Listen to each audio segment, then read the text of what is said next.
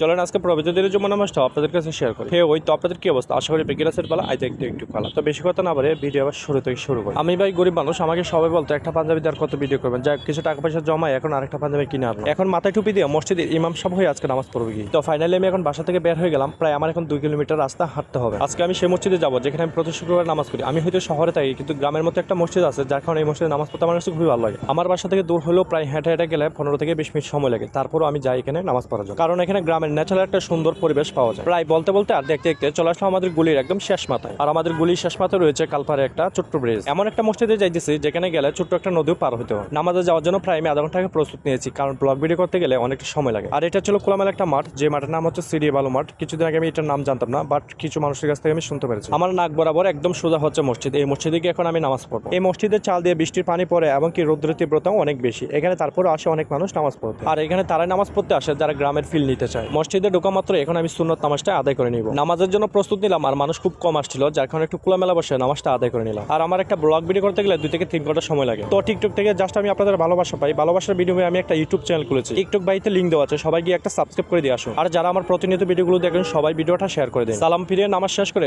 দোয়া করে নিল। আমার চাওয়া পাওয়াগুলো এবং স্বপ্নগুলো আল্লাহ তাআলা যেন বাস্তবায়ন করে। নামাজ শেষ করে সবার মতো বের হয়ে গেল। আমি ভিডিও এখানে শেষ করে দিলাম। ওকে, বাই বাই, গুড বাই, আল্লাহ হাফেজ।